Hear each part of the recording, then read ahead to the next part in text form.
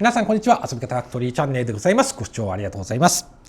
今日はですね、ガジェット紹介って言っていいのかな、ドライブレコーダーの中でもインナーミラータイプ、最近ね結構多いと思うので、ここまでは知ってるよっていう人がね、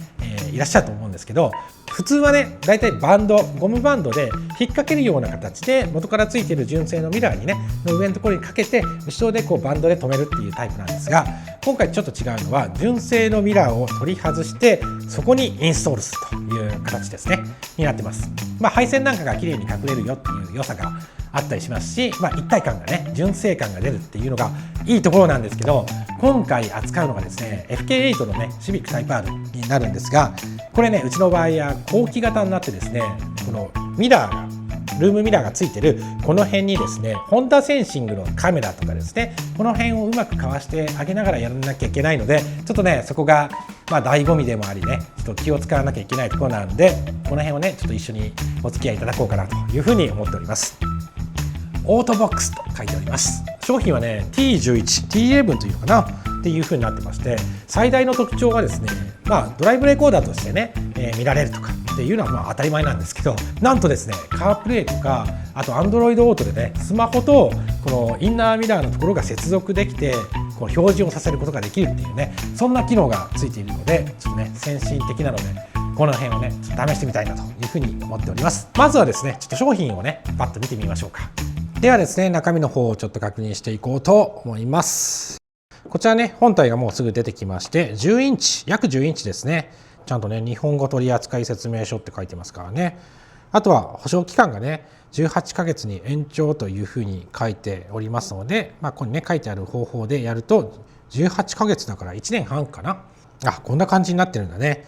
純正のところを取り外して、ネジとかついてますけどね、差し替えて、いけるようになってるんでしょう。付属品の方もねちょっと出してみました。カメラはね同じものに見えますね。角度調整ができるようなカメラになっております。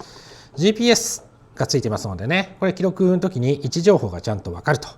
それからこの辺はねよく使う人はみんなわかるでしょうけどね、 B プラスって書いてまして、これはバッテリーですね。 GND グランドはアースですね。赤色がね ACC と書いておりますので、これは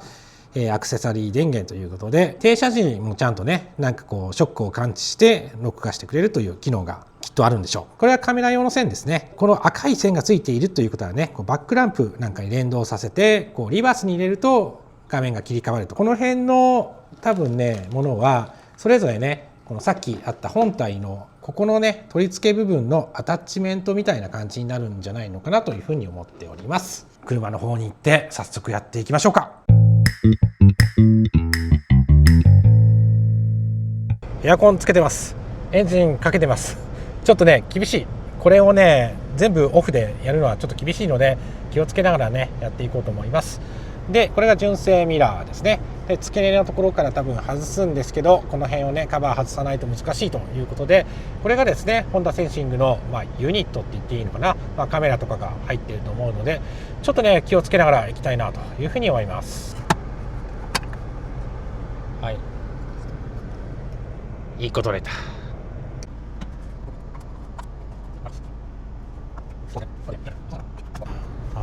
あれ両面テープみたいなのが見えるからね、無理にはオッケーオッケー。さあ皆さん、カバー外れました。これがね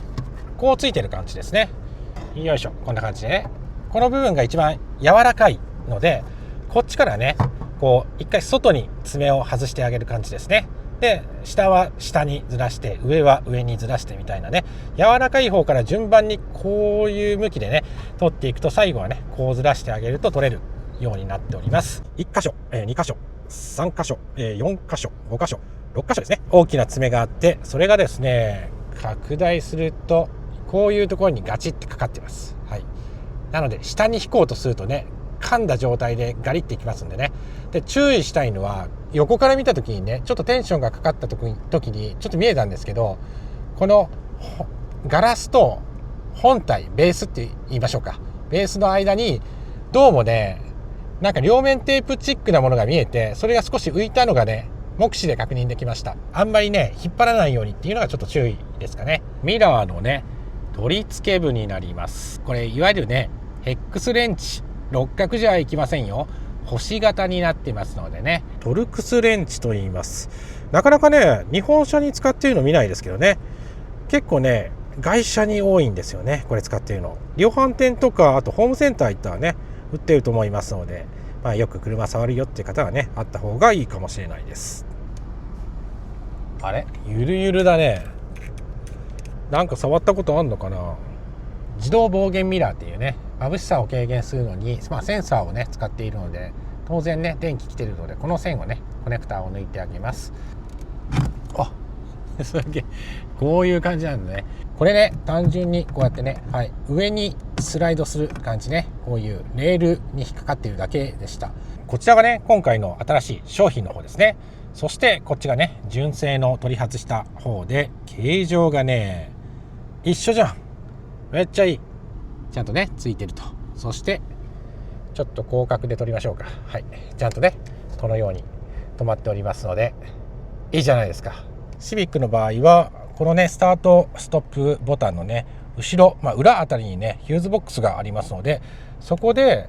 電気の線をちょっとつないでいくという感じになります。A ピラーだいたいねこういうのがついてます。エアバッグのね表示なんかが。でこれをね少しこう爪を入れてあげるとね、こうパコって取れる感じになりますので、今回ねこの車の場合はここを取ったところにですね、これは8ミリかな、プラスのねドライバーでも行くようになってますので、これを外してあげるとですね、ここに指入れてあげて、ゆっくりこうやってあげるとパコってね外れる感じになっております。こんだけね隙間があれば線通すには十分なんでね、でこれ横っちょを通していくという感じですね。フェザーストリップなんですけどね、指で簡単に剥がせますので、剥いであげてですね、ダッシュボードとの間を通してあげて、下から出してあげるという感じになります。ヒューズプラグのねアダプターが2つ入っておりますので、これ別途買うね必要はありません。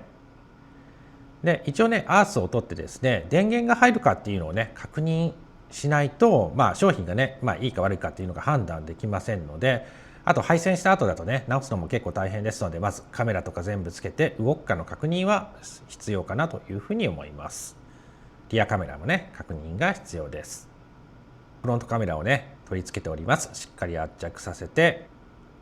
動作確認も OK ですね。さあここからはですねリアカメラ、一番の難所になりますけど、内張りはね簡単に手で剥がれますので、このようにねご覧のように剥いでいくという感じですね。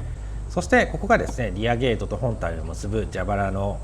経路になるわけなんですけど、これもね指でこう剥がしてあげて、ここから針金を使っていきます。針金の方にですねリアケーブルのね先端、本体側の方を取り付けて、ゲートの方からですね、テールゲートの方から、ガイドして出してあげるという感じになりますね。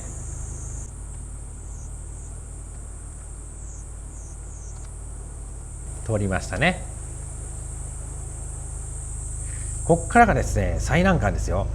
針金をですねこの蛇腹を通すんですけど、下手をするとね蛇腹にこう穴が開いてしまいますので、ここは丁寧にやるということで、10秒ぐらいにねまとめていますけど、実際には3分ぐらいかけてゆっくりやっています。なかなかねここがね大変なところですね。ご覧のようにですねラジペンで引っ張らないとちょっと出づらいぐらいのね、ちょっと中ぎゅうぎゅう詰めなんで、ようやく出てきました。そしてですねこれをガイドにですねリアケーブルリアケーブルに針金をね巻きつけて、先端の方から引っ張って内側を通していくという感じになります。これもね早送りでお送りしてますけど、結構時間かけてゆっくりいきます。蛇腹がね破けては意味がありませんからね、ゆっくりやっていくという感じですね。出てきました。無事ね破けずに済みました。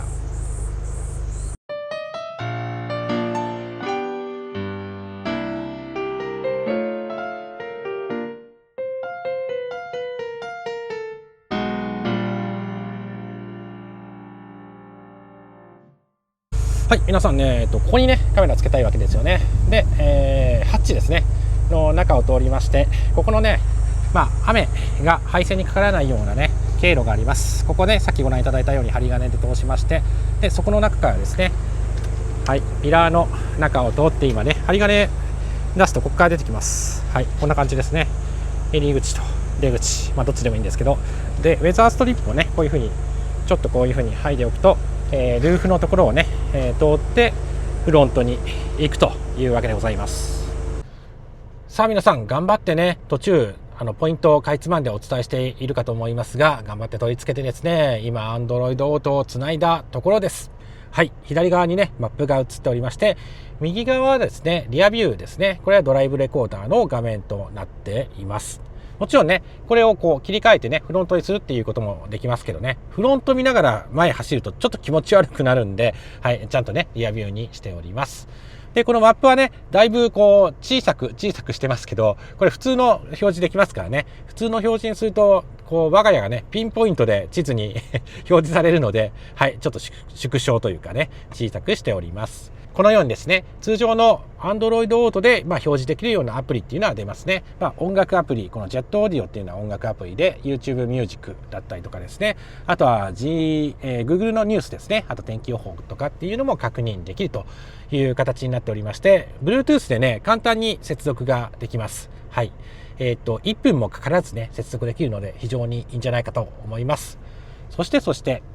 はい、ホーム画面っていうのがあってですね、簡単にカープレイだとか Android Auto ですね、うちの場合はこの Android Auto 使ってるんですけど、 Apple の方はねこのカープレイの方で接続ができるということになっております。そしてドライブレコーダー画面にするとですね、これ今フロントの画像になりまして、よいしょ、これリアですね。でもちろんですねいわゆるここでこうカメラをですね、違う、ここか、はい、調整とかねできるようになっておりますので、必要に応じてね角度調整するということで、通常のねドライブレコーダーとしてもきっちりね綺麗な映像で映っております。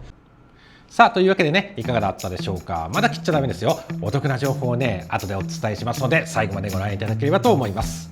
やっぱりねスマートフォンを持ったままポケットに入れたままですね車に乗り込んでエンジンかけてる間にねもうカープレイとか Android Auto っていうのが起動しますので、ワイヤレスでねこれが使えるっていうのがめちゃめちゃいいところかなというふうに思います。あとですねいいところをねちょっと補足でお伝えすると、画面がですねハーフ画面、半分がドライブレコーダー、半分がね Android Auto っていうのをねご覧いただいたかと思うんですけど、あれフルサイズで Android Auto とかねカープレイの画面も出せますので、これもねいいところかなというふうに思います。それから作業上の注意点で言うとですね、エンジンかけてエアコンかけてやってましたけど、ヒューズとかで挿したりとかするときはですねエンジン切って試しておりますので、その点も注意ですね。つけたままでやると